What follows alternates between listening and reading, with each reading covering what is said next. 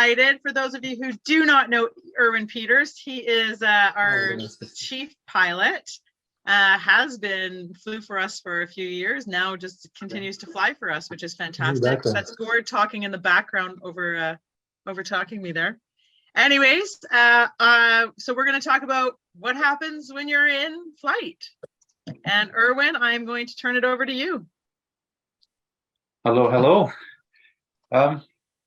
I'm going to talk about the airplane related stuff, so not under the canopy or landing the parachute. So yeah, so before boarding the plane, Ashley talked about that. Make sure your gear's all ready. And with the fun jumpers, we quite often do the hot loading. With that, there's significantly added danger by the stuff that you don't see, like the propeller. And there's been, where was it, in Florida? In Florida, there was a lady that has been in the skydive industry for a long time and brought the pilot lunch and walked right into the prop. So that's experience does not stop you from getting an injury. So some people like to wear earplugs, which is nice for saving your hearing, but that also dims the sounds. And if you're not aware of your surroundings, it slightly adds to the danger. And yeah, that's the pre-boardings, which on to the next one. Once you go into the plane for takeoff, we like to, as a pilot, like to keep the weights forward as much as possible, which helps with the center of gravity. And yeah, then once airborne, stabilized, then you can relax and sit back where, as you all are familiar with. And then to the next part, which is before, like when getting ready for exit.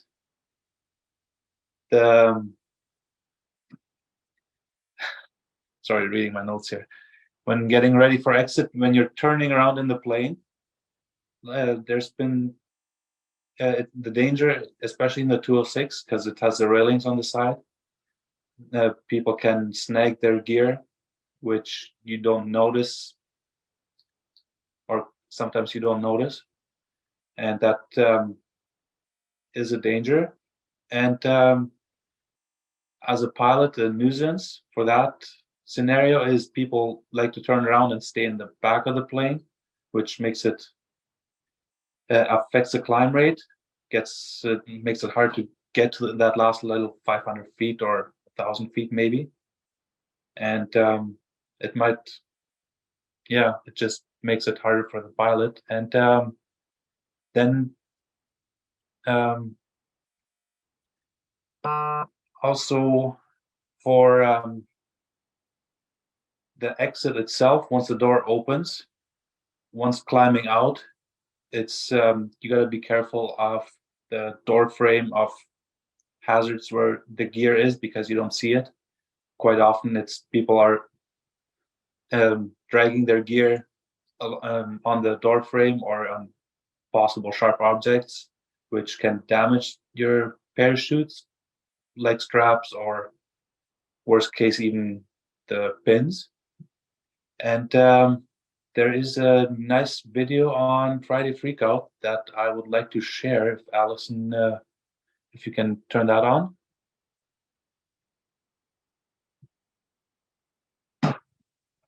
Can everyone see that okay? Yeah. Oh, hold on a second. I might need to, hold on. Sorry, I'm going to share that one more time just to make sure I do the thing that I need to do. Why isn't it? Sorry, my flaw right now. Give me a second. I just need to make sure I do it so that it captions it nicely. Now I'll share. Optimize and share sound. There we go. All right.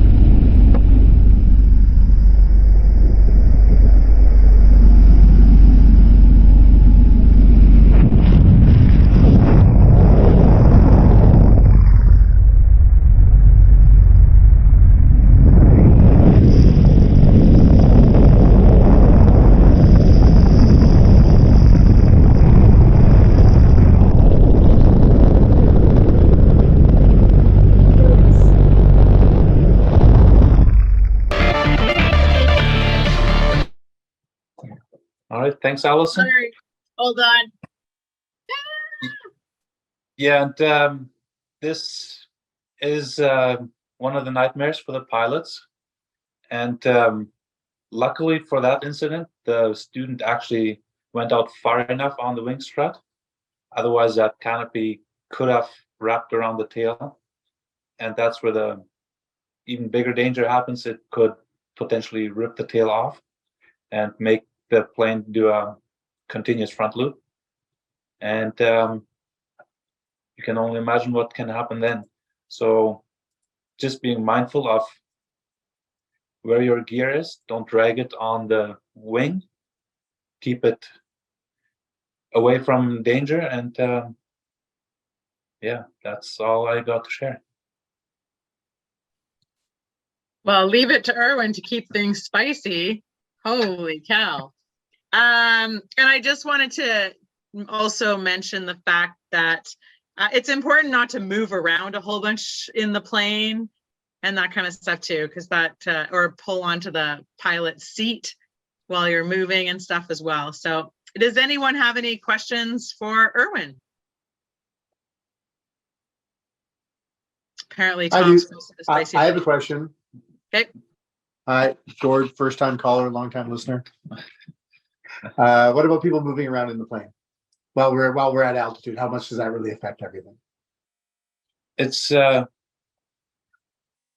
they keep the center of gravity further forward, it shouldn't affect it too much. But once they start gathering in the back of the plane, it does significantly affect the way it flies. And there is a danger to moving around a lot by, I guess, you can Jostle your gear. Yeah, gear, like it's not doing it the way it's supposed to, I guess. Yeah. What about controls in the aircraft? We're worried about people leaning on controls and things like that, obviously. Oh, yes. It's more. It's worse in the 182 where people can push the mixture and prop in with their gear without noticing it, which is a big nuisance for the pilots. You should try and avoid that if you can. Yeah, and the 206, it's more out of the way, so it's not as common of an issue. Yeah. Any other questions in the chat? Red line in the Skyvan, rather important. So yeah, so Pete's talking about weight and balance in the Skyvan. We'll be talking about the Skyvan a little bit later tonight, but that's why they've got a red line across it, because they're worried about weight and balance and moving the weight too far back in the plane, which can cause it to go up like that and then go down like that. So is that right? Yeah, Yeah, pretty much. it's pretty simplified. So